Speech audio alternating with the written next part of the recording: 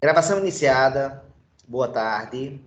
Vamos fazer hoje a aula de número 17 do Alicerce.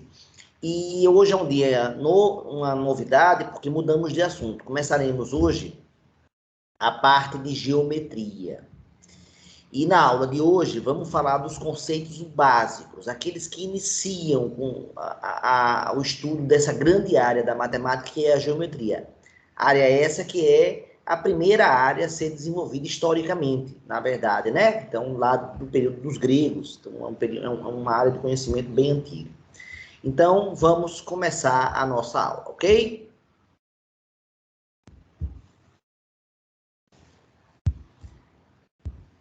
Pronto. Está aqui. Então, nosso projeto Alicerce 2022.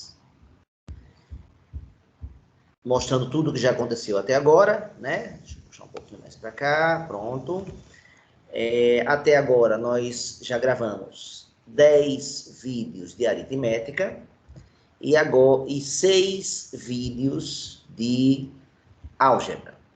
E agora começamos a gravar a geometria, que eu acho que vai ter talvez até mais que 10 vídeos, tá certo? Então, esse é o primeiro, de forma bem sequenciada. Assistam aos vídeos em sequência e vamos falar hoje dos conceitos básicos, né? Do quinto postulado de Euclides e do conceito de ângulos, né? Vamos ver em quanto tempo a gente vai gravar, tentando fazer um vídeo mais curto possível. Bem, tá aqui então a nossa aula 17 de geometria. Vamos falar dos conceitos básicos.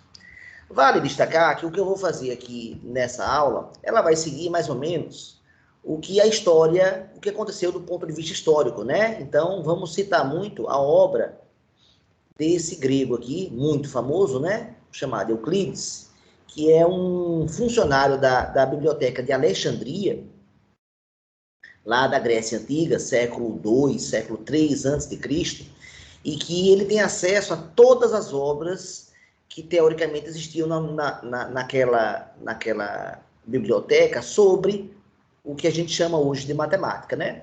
E aí ele compilou, estudou, um grande matemático que foi, e resolveu compilar tudo em uma obra.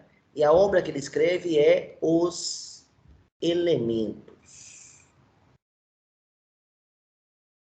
E essa obra é uma obra muito importante, e ela chegou até o século, então ela é do século III antes de Cristo, e ela chegou até o século XX depois de Cristo, sendo recomendada ainda para o ensino de geometria. O que eu quero comentar aqui, basicamente, é que ela tem uma estruturação que eu vou seguir, que é a parte de você definir conceitos básicos, que no nosso caso serão os conceitos, né, de ponto, reto e plano. Na verdade, tem muito mais conceitos, esses 3 é o que eu vou dar, né, destaque, são os essenciais, mas ele bota lá no início do livro uma série de definições, para começar, e aí ele coloca os tais postulados, né, os postulados e os axiomas, que na verdade hoje a gente junta eles, né, como a gente simplesmente chama todos de axiomas, né? Então hoje a gente chama tudo isso aqui de axiomas. E qual é a ideia de um postulado? É aquela, como a gente quer construir um prédio, né? Então a analogia que eu faço, para construir os vários andares de um prédio, você tem que ter o quê? Tem que ter a fundação, né? A fundação, aquele local duro, aquela base que serve de referência para tudo, né? Então, os postulados é aquilo que a gente coloca como base para a teoria que você vai desenvolver em seguida, tá? E aí, depois que você tem essa base, cada andar desse vai ser os teoremas, né? O teorema 1, o teorema 2, o teorema 3. Cada teorema é um resultado, é uma propriedade da área do conhecimento que você quer provar que funciona. E como você vai provar? Usando aquilo que você postulou, aquilo que você axiomatizou no início, tá? E a gente vai falar na aula de hoje muito do quinto postulado em especial, tá certo? Então, só para dar uma ideia de como Euclides, né, fez uma obra que serviu de modelo para as obras seguintes durante séculos, e até milênios, né, para ser mais claro. Então, vamos lá. Eu acho que todo mundo tem intuitivamente o conceito de ponto, né? Um ponto, né? Então, você faz um ponto, todo mundo sabe o que é um ponto. Todo mundo tem intuitivamente o conceito de uma reta, todo mundo tem intuitivamente o conceito de um plano, né? Então, a gente vai trabalhar com esses três conceitos básicos: ponto, reta, plano. Aí, do ponto de vista da representação, que é o que vai me interessar muito, a gente vai sempre usar para os pontos letras maiúsculas, tá? Qualquer letra maiúscula do nosso alfabeto, do português, a gente vai usar para pontos. Já para retas, a gente vai usar, então, esse ponto aqui, eu chamaria ponto A, por exemplo. Já a reta vai ser representada por letras minúsculas. Tá? Então, essa reta aqui, eu poderia chamar de reta Azinho. A gente costuma botar essa indicação aqui para deixar bem claro uma coisa bem importante, que é que reta, ela cresce infinitamente para a direita e ela cresce infinitamente para a esquerda. Então, o comprimento de uma reta é um comprimento infinito. A reta não acaba, nem para um lado, nem para o outro. Então, quando eu falar a palavra reta, eu vou estar abordando sempre esse objeto matemático, geométrico, que cresce infinitamente, tanto para a direita quanto para a esquerda, se eu desenhar ela na horizontal. Bem, os planos são representados por letras gregas. Alfa, beta, gama, delta, epsilon, aqui, e assim por diante, tá? Bem, então está aqui o plano alfa, por exemplo. Então, toda vez que você for usar um plano, você deve usar letras gregas. É uma regra básica, né, da nossa convenção. Precisamos também fazer a diferenciação entre reta, né, falar do subconjunto da reta, né? Reta eu já falei o que é. Agora, a semi-reta seria esse exemplo aqui, onde você tem um ponto de partida e ela cresce infinitamente apenas para um dos lados. Ela não cresce infinitamente para o lado esquerdo. Então, eu chamaria aqui a reta, eu chamaria de reta BA e botaria o símbolo da setinha para um lado e para o outro. Nesse segundo agora, eu usaria BA de novo, porque contém os pontos B e o ponto A, e o ponto B é o ponto de partida, mas eu botaria a setinha só para a direita, indicando a semi-reta. E o terceiro objeto, aí sim, o primeiro objeto finito do ponto de vista do comprimento, não é isso? Esse seria o segmento de reta. Então, esse seria o segmento de reta BA. E aí eu usaria só um tracinho e não botaria setinha nem para a direita, nem para a esquerda. Então, eu vou usar essa convenção a partir de agora, tá, pessoal? Para reta, aqui, para semi-reta, aqui, para segmento de reta, aqui. E o único que eu posso medir com uma régua, fique bem claro, é o segmento.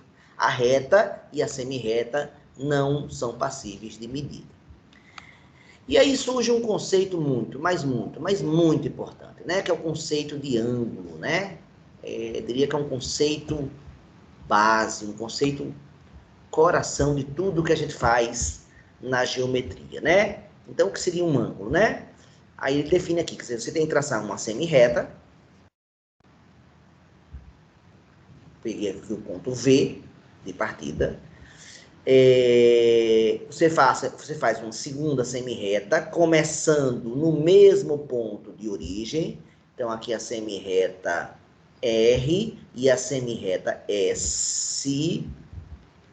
Pronto. Elas têm a mesma origem.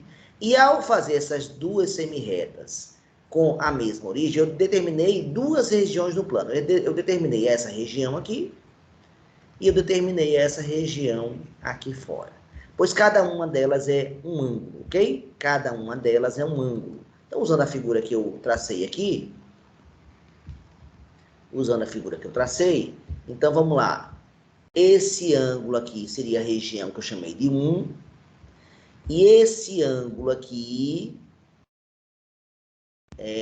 seria a região que eu chamei de 2. Então, a gente deve traçar, então, o que a gente chama de arcos, né? Que são pedaços de uma circunferência para simbolizar o ângulo. Circunferência.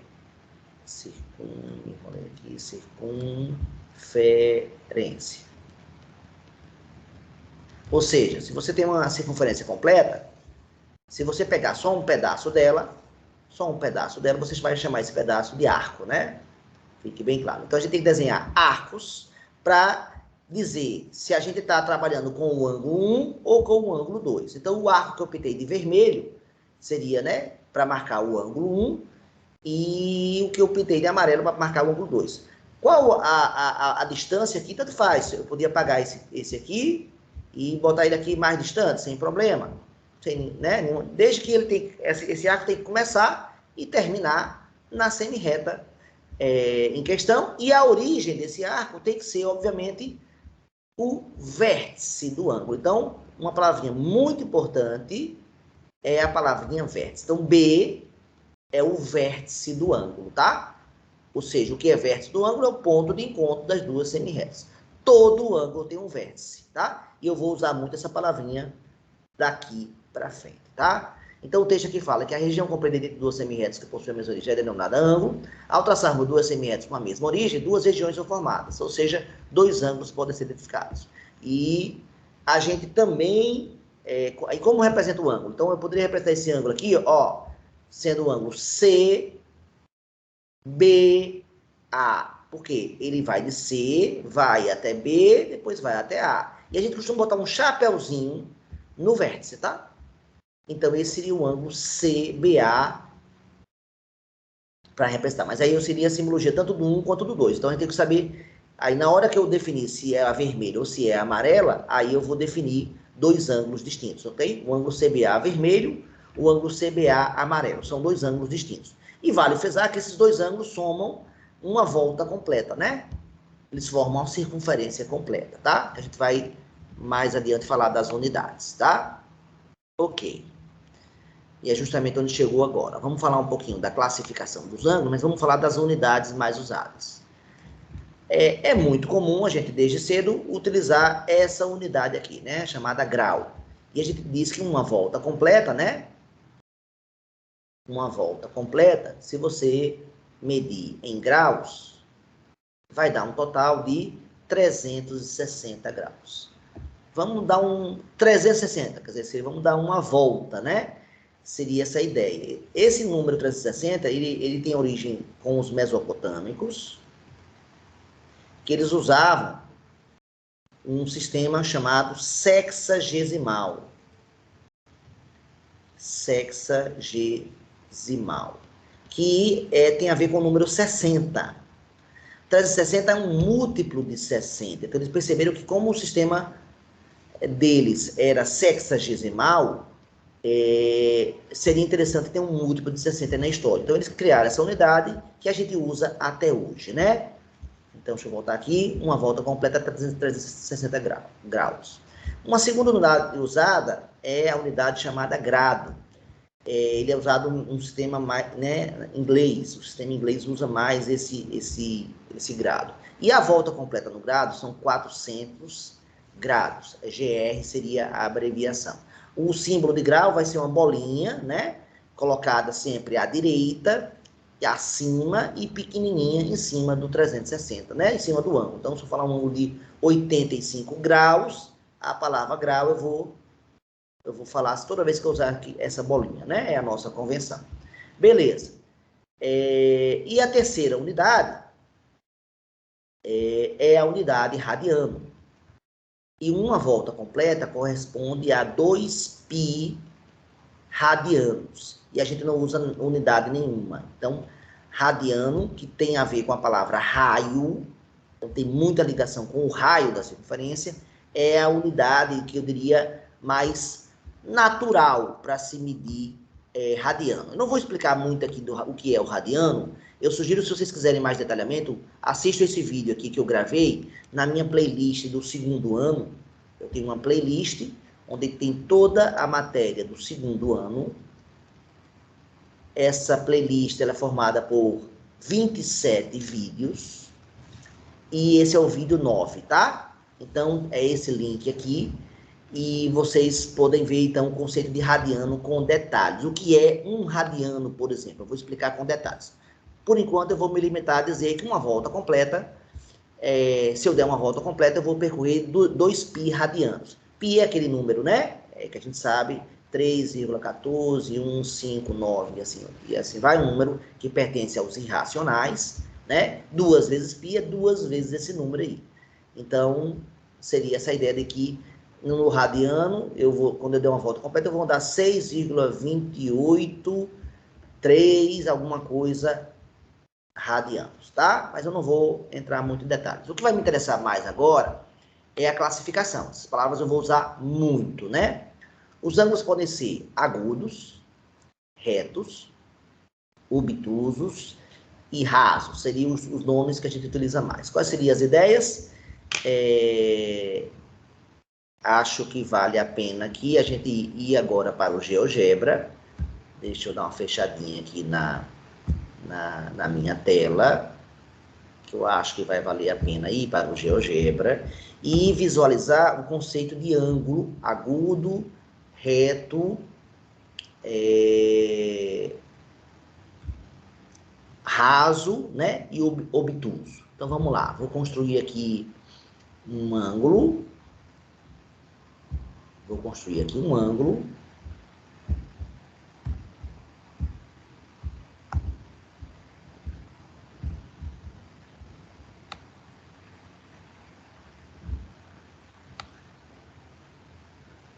Então, eu poderia fazer as semi-retas, se eu quisesse aqui, para deixar bem claro, né? As semi-retas, ó. Uma semi-reta, outra semi-reta. Então, qual seria a ideia? Ó, esse ângulo aqui... Opa! Uma falhazinha minha aqui, deixa eu apagar. Pronto, esse ângulo aqui, ó, ele é o ângulo de zero, aí começa aqui o ângulo de zero, ó, zero, aí vai aumentando. Esse ângulo é agudo, ó, então todo esse ângulo aqui, ó, que eu estou destacando, ele é agudo, agudo, agudo, e quando ele chega num quarto de volta, ele chega no ângulo reto, né? No ângulo de 90 graus, mais ou menos aqui, ó. Não tá perfeito não, mas, ó, chega aqui bem perto do 90 graus. Aí eu vou aumentando, aumentando, aumentando, aí ele passa a ser obtuso. Passou de 90 graus, ele passa a ser chamado de obtuso, obtuso, obtuso, obtuso, até chegar em 180, tá certo? Aí o ângulo pode ser maior que 180, mas não dá nome especial não, tá certo? Nome especial até eu poder dar o ângulo completo e chegar em 360, tá? Então, repetindo, agudo menor que 90, 90 reto, entre 90 e 180 obtuso, e quando chega em 180 o ângulo raso. Vamos voltar lá para a nossa mesa. Tá? Então, é essa figura que está mostrada aqui, né? Do ângulo agudo, menor que 90, do ângulo reto, 90, do ângulo obtuso, maior que 90, do ângulo raso, 180. Pronto. Agora, vamos falar do quinto postulado de Euclides, que para a gente vai ser muito, mas muito importante, e utilizaremos esse postulado com muita frequência na nossa argumentação. Nessa figura foram traçadas duas retas paralelas. Então, finja que essas retas que eu acabei de fazer, R e S, são paralelas. A simbologia de paralelismo que eu uso é esse daqui. E você faz uma reta que cruza as paralelas, a transversal.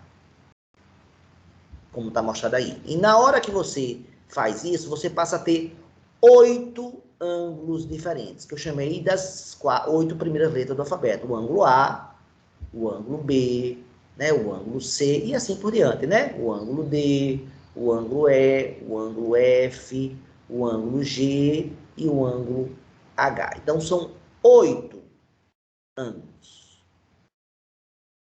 E o quinto postulado, ele tem um enunciado que não é exatamente esse, mas a gente simplifica, né, e fala de uma maneira mais clara, seria o seguinte, né?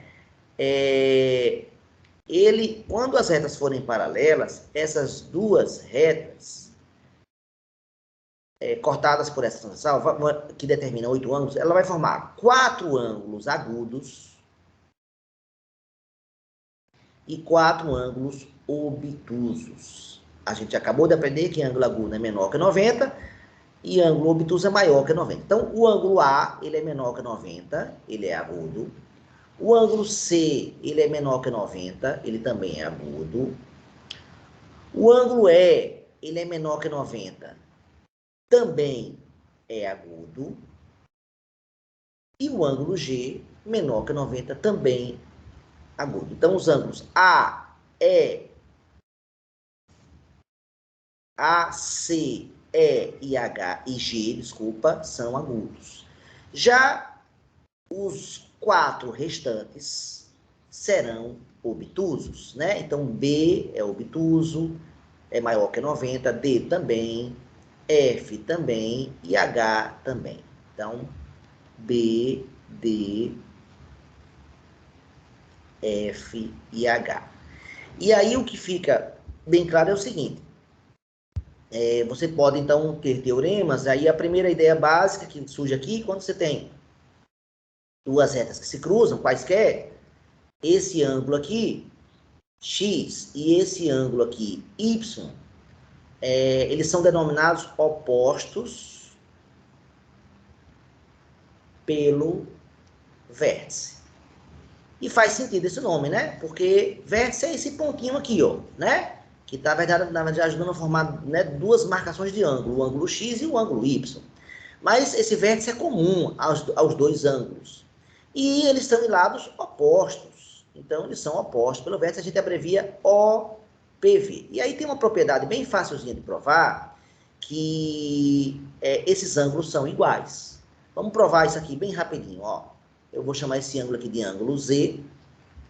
Então, eu percebo que esse ângulo X mais o ângulo Z totaliza um ângulo de 180, um ângulo raso. Então, eu sei que, vou botar aqui de preto, que X mais Z totaliza 180 graus. Mas, também dá para perceber que o ângulo Z com o ângulo Y, eles também totalizam um ângulo de 180, meia volta, um ângulo raso. Então, Y mais Z também totaliza 180. Então, se eu tenho uma primeira coisa somada com uma segunda, e deu 180, né? E essa primeira coisa também somada com uma terceira coisa, e também dá 180, a conclusão que parece óbvia, que não é difícil a partir da resolução desse sistema aqui, se você tirar o valor de Z em uma das equações e substituir na outra, você vai concluir que X e Y são rigorosamente iguais. Então, ângulos opostos pelos vértices são iguais. Seria o primeiro teorema provado, tá? Então, ângulos opostos pelos vértices, teorema 1, são iguais. Aí a palavra igual na geometria, a gente vai usar a partir de agora a palavra congruente. Então, toda vez que eu quero falar que duas coisas são iguais, eu vou falar coisas, essa coisa pode ser segmento, pode ser polígonos, pode ser triângulo, pode ser quadriláteros, pode ser qualquer figura geométrica, pode ser figuras espaciais, um prisma. Esse prisma pode ser congruente a esse outro prisma aqui. Se forem iguais, eu vou usar a palavra congruente. Essa é outra convenção bem importante, que a gente vai ficar usando sempre a palavra congruente a partir de agora, tá? Então, explicado, ângulos opostos pelo vértice, né? E aí fica fácil perceber a seguinte coisa, que é o coração aqui desse processo, que é o seguinte: se esse ângulo A, aqui, ele for de 30 graus, que é agudo, o ângulo C, que eu acabei de provar que ele é também de 30 graus. Acabei de provar que ângulos opostos pelo vértice são iguais. Agora, vem a grande coisa do quinto postulado. Agora, esse ângulo é daqui. Se as retas forem paralelas, esse ângulo E também vai ser de 30 graus. Fica fácil de ver que se as retas não fossem paralelas, fica muito claro que esse ângulo aqui, por exemplo, é maior do que esse. Não são iguais. Mas se as retas são paralelas, sim, esse ângulo daqui, é só botar um medidor de ângulo, você vai ver claramente que esses dois ângulos são iguais. Então, postular que isso seja verdade não é difícil, né? Por isso que foi um postulado que para Euclides pareceu natural para desenvolver toda a geometria que ele criou. Euclides é tão importante para a história da matemática, pessoal, que a geometria que a gente estuda é chamada de geometria euclidiana, né? Em homenagem justamente a ele, né? Então, esse cara vale 30 e esse ângulo G, que é oposto pelo vértice E, também vale 30. Então, nós temos 4 ângulos agudos. Aí vem outra palavra muito importante. Congruentes entre si. Então, não são só agudos, eles são iguais entre si, os 4. E os obtusos, obviamente, também são congruentes, né? Porque todos eles são suplementares a um ângulo de 30. Então se A vale 30, o B, para totalizar 180, tem que valer 150. Então, B vale 150, D vale 150, F vale 150 e H também vale 150. Então, esses 4 ângulos obtusos, que 180 é maior que 90, né? Também são congruentes. Então, a palavra básica é essa, né? Você tem 8 ângulos, são 4 agudos e 4 obtusos. 4 agudos congruentes entre si e 4 obtusos congruentes entre si. Então, essa seria a ideia básica, que o paralelismo acarreta a igualdade entre ângulos, que a gente usa então uma palavrinha-chave agora, ângulos correspondentes. Eu falo que o ângulo A é correspondente ao E na outra paralela. Então, a gente fala que A e E são correspondentes. Ângulos correspondentes são congruentes. Essa poderia ser o enunciado do quinto postulado, tá certo? Então, enuncie, professor, o quinto postulado. Qual é? Ângulos correspondentes determinados em retas paralelas por uma transversal, né? Determinados em retas paralelas por uma transversal,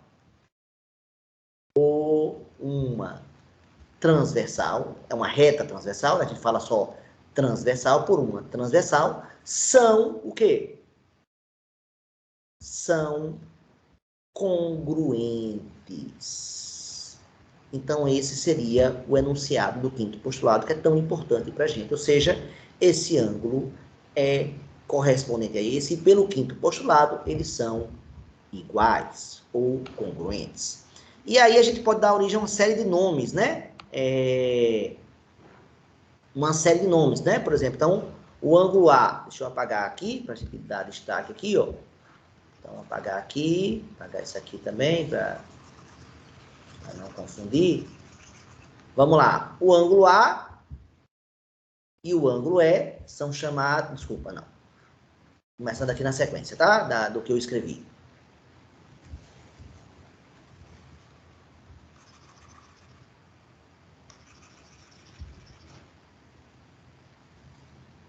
A mesa deu uma travadazinha, pronto. O ângulo A, ele é suplementar de B e também de D, ou seja, se eu somar A com B dá 180.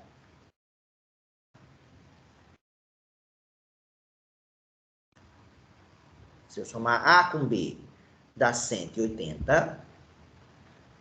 E se eu somar A com D também dá 180. Toda vez que os dois ângulos somados totalizem 180 graus, a gente usa a palavra suplementar. Eu não falei antes, mas eu teria outros nomes, né? Se eles somassem juntos 90 graus, a gente chamaria complementar. Se somassem juntos 360, a gente chamaria replementar. Então, a palavra suplementar, eu vou usar para os 180, tá? 90 graus, eu vou usar a palavra complementar.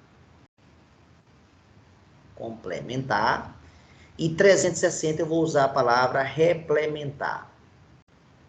Dois ângulos replementares são dois ângulos que somados totalizam 360.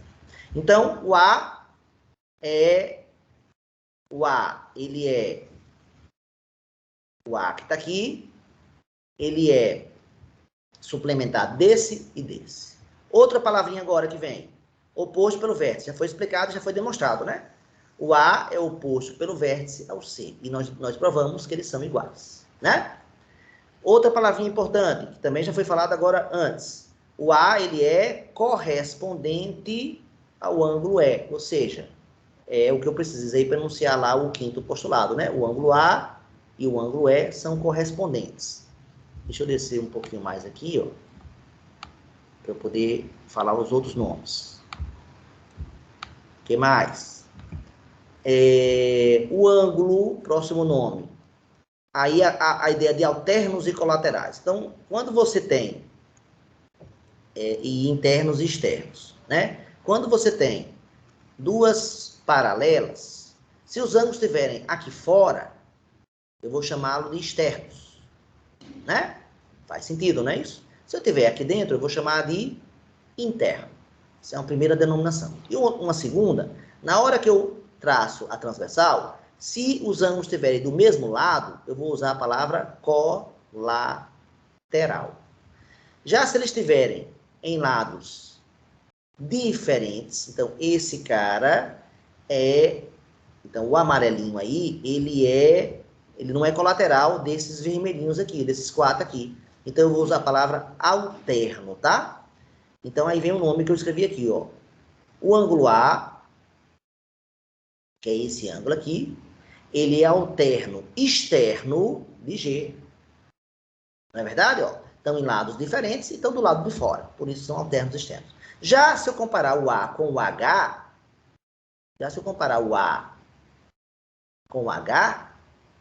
eles estão do mesmo lado, então eles são colaterais, né? Colateral. Co quer dizer mesmo, lateral quer dizer lado. Então eles estão do mesmo lado, só que do lado de fora. Então, externo, né? Pronto, o que mais? Agora falta só falar dos internos, né? Então, agora eu vou pegar o ângulo D, que o ângulo A não é um ângulo interno, o ângulo A é um ângulo externo. Então, o ângulo D, ele é alterno interno do ângulo F. Por quê? Ambos estão dentro, por isso que são internos, e estão em lados diferentes, então são alternos. E para finalizar, o último dos nomes, o ângulo D também, ele é colateral interno de quem? O D é colateral interno do ângulo E, né? Porque ambos estão do lado de dentro, são internos, e estão do mesmo lado da transversal, então são internos. Mas o que interessa, eu não estou preocupado que vocês decorem esses nomes, ou que vocês saibam todos esses nomes. Eu só estou dizendo que o nome faz sentido e a gente pode usar esse nome na nossa exposição. O que é mais importante é saber isso aqui, ó. Todos eles recaem em apenas 2 casos. Quais? Dado 2 ângulos quaisquer dos 8, né? Dos 8 que a gente sabe que existem, dado 2 ângulos quaisquer desses 8 aqui, ou esses 2 que eu escolhi são congruentes, não sei se ambos agudos ou se ambos obtusos, ou eles são suplementares. Não existe outra possibilidade. Então, é isso que você vai usar nos problemas, tá? Então, a gente botou aqui 2 exercícios básicos para a gente trabalhar essa ideia, né? Então, na parte prática fica bem tranquilo. Ó. Então, o problema aqui diz que a reta A é paralela à reta B e tem aqui uma transversal T.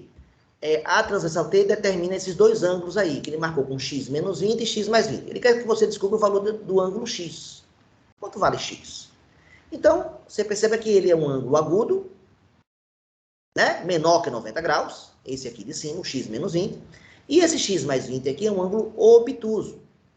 Então, um ângulo agudo, ele é o quê de um ângulo obtuso? Só pode ser suplementar, não é isso? Eles não podem ser iguais, obviamente. Então, x menos 20, que é o agudo, né? O agudo, somado com quem?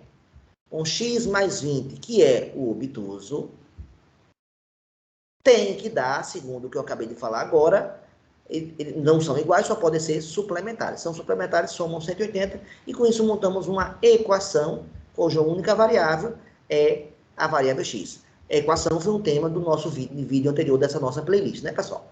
Então, x mais x, 2x, o menos 20 corta com o mais 20, né? Então, fica 2x igual a 180, e x igual a 180 dividido por 2, x igual a 90. Então, esse ângulo é 90 menos 20, ou seja, esse ângulo aqui vale 70, que de fato é agudo, e esse aqui é 70 mais 20. Opa, foi mal. 90 mal, x vale 90, foi mal, 90 mais 20, que vai dar 110. E perceba que 110 realmente é suplementar de 70, não é isso? Porque esses 2 ângulos somados totalizam 180. Então, o exercício do problema é basicamente isso. Ou você começa dizendo que os dois têm que totalizar 180, ou você começa dizendo que os dois são iguais. Ou seja, ou ambos são agudos, porque um agudo vai ser igual ao outro agudo, escolhido dois ângulos quaisquer, ou um obtuso vai ser igual a outro obtuso, se você escolher dois ângulos quaisquer, dos 8 que a transversal forma em duas retas paralelas. Pronto, exercício 1 feito, vamos para o 2. O 2 já é um pouquinho mais elaborado, porque aí envolve um terceiro ângulo envolvido. Foi dado um ângulo aí agudo de 35 graus, foi dado um ângulo obtuso aqui de 150 graus, e pergunta quanto vale o ângulo Z. Essa é a pergunta desse problema, supondo, de novo, que a reta A é paralela à reta B. Tem que ser paralela, né, para usar o quinto postulado. Né? Tem que ser, o paralelismo é ponto importante.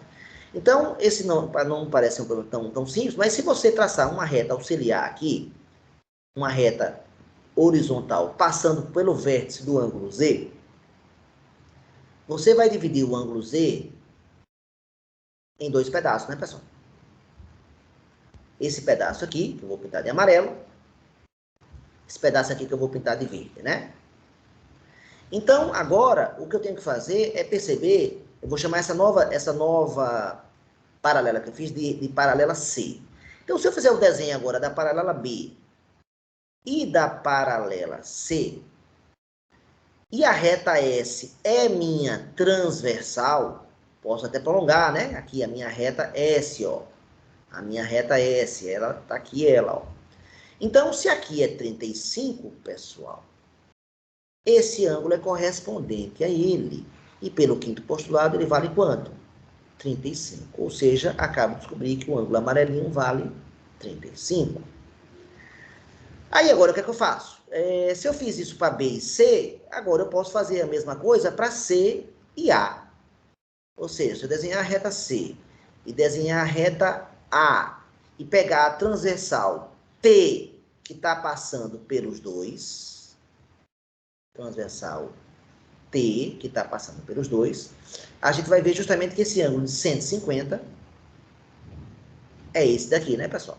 Né? Tá aqui a transversal T. Pronto. Se aqui é 150, aqui é um ângulo obtuso também de 150, correspondente a ele, e esse aqui é um suplementar de 150, ou seja, para completar 180 falta 30. Se esse cara vale 30, esse ângulo aqui, que eu acabei de pintar de vermelho, é oposto pelo vértice a ele, é agudo também, então também vale 30, porque a gente afirmou que os ângulos agudos são sempre congruentes nessa figura formada por duas paralelas e uma transversal. Então, se aqui é 30 graus, então esse cara aqui, na verdade, é o verdinho, né?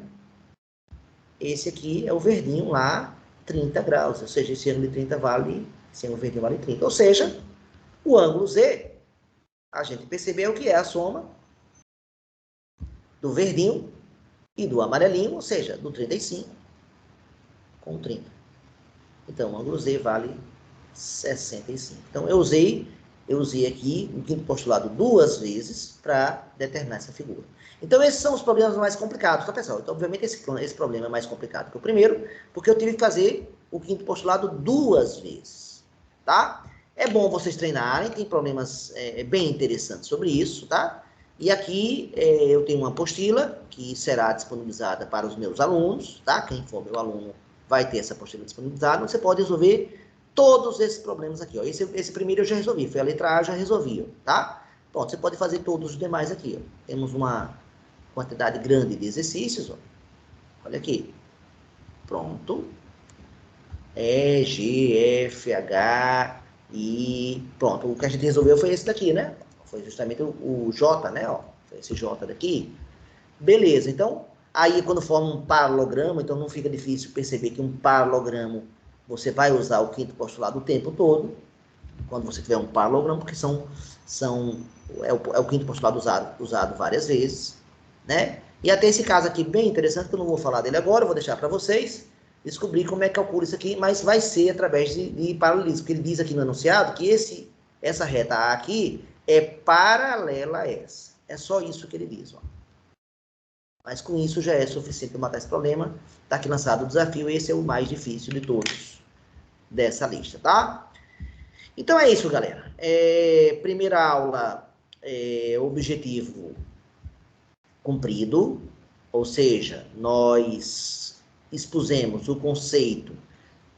conceitos primitivos de ponto, reta e plano, né? São os conceitos básicos.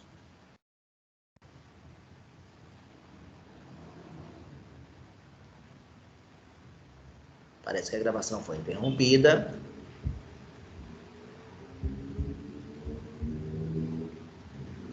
E espero ter falado do conceito de ângulo e também do quinto postulado, conceitos básicos e a classificação de ângulos, ok? Então,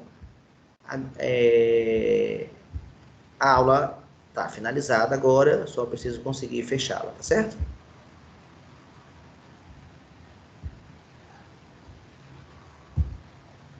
Estou tentando voltar para cá.